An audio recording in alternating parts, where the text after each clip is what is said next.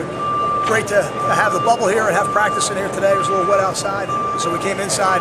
Today was our third day of just practicing in helmets, which is an NCAA rule for the spring. And now we've fulfilled that requirement, and we'll come back tomorrow in full pads and have really a practice with a little bit more hitting, because we've got 2 days off coming up after that.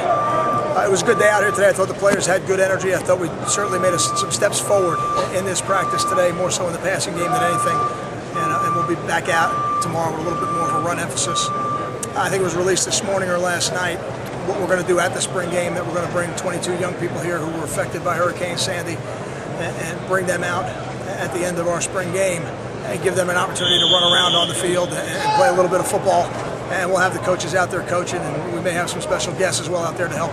But that's an event that I'm really looking forward to seeing, and hopefully another way that we can show our appreciation for those children that are down there that are growing up Rutgers. Questions? This is past the midpoint of spring practice now. Are you where you want it to be halfway through? I wouldn't say we're where I want it to be. Unfortunately, there have been some guys who haven't been able to do as much as I was hoping they'd be able to do. A guy like Al Page, I thought, was starting to make some progress. And then he got injured. Now he's going to be out for a little bit. He'll be back for the summer program, so that's exciting, because he was really making some progress for us and building some depth on the D-line. Julian Penix won't be back, so that's that's a little bit disappointing. Those are things you can't anticipate. You can't control them either, so we don't spend any time worrying about them. But there are a lot of guys that I am really pleased with. A guy like Ian Thomas, who made a spectacular play today down in the red zone, but really every day has gotten better and is becoming more of a Division I corner. The depth I see at quarterback is, last year, during the season, we felt like we had two quarterbacks who could win football games for us. This year, it looks like we may have more. To see those younger quarterbacks, Mike Lamonte, Chris Laviano, Blake Rankin, all three of those guys really coming on in spring practice. I just wish we had a few more reps for them, but I'm pleased with what I've seen from them so far.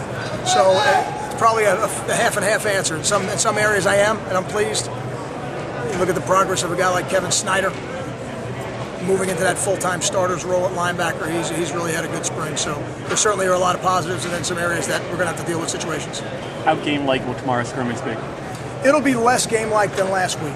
Tomorrow, because of the structure of the clinic and the way we'll do it, you're only allowed to scrimmage 3 times. Last week was our first. The 20th will be our second, and the spring game is our third. So even if we wanted to, by rule, you can't. It'll be structured a lot more like a practice, with a little bit of play in there as well. Are you going to hold anybody out tomorrow? We won't hold anybody out that is able to go. That's something we're going to have to review with Dave McCune and his staff and see where we're at. But we certainly aren't going to hold anybody out who's physically ready to play. Is there some guys concerned? PJ James hasn't practiced. He didn't practice today, so I wouldn't put him in a scrimmage tomorrow. I wouldn't do that. I don't want somebody's first day back to be in a scrimmage. But a guy like Kenny Kirksey, who was out for a little bit and has progressed through the week, there's a chance we'll see him a little bit tomorrow. Those will be the decisions we're going to make. But anybody who hasn't practiced this week, you won't see them in the scrimmage.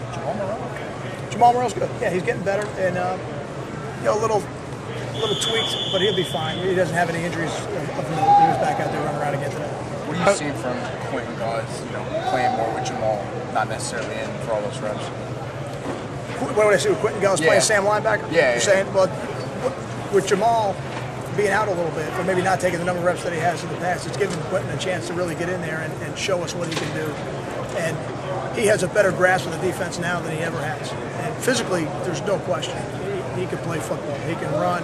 He can hit. He's a physical specimen.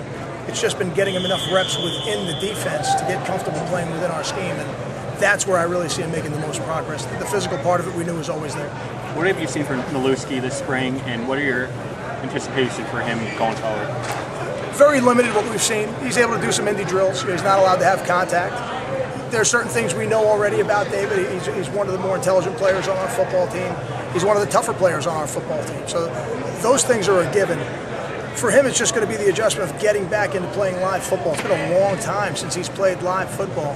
And without the spring, that training camp is going to be critical for him, of getting him the number of reps he needs, but not overloading a guy who hasn't played live football in over a year. How's Dante Ayers been doing?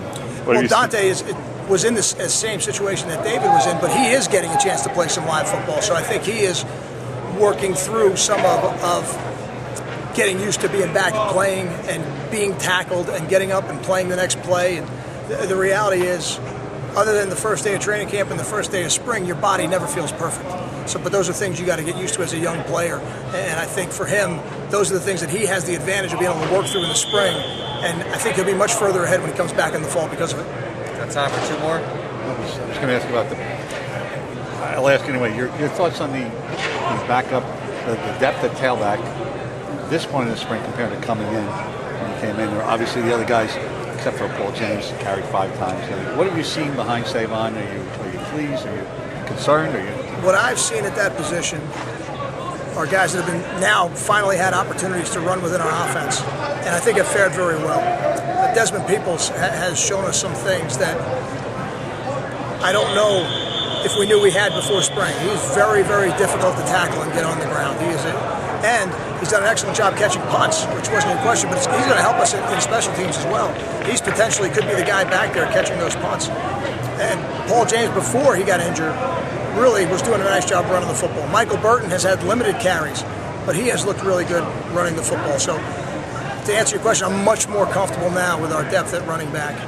And that's really even before we have one more still coming here in the summer. So that'll be exciting to see where he fits into this whole equation. Okay.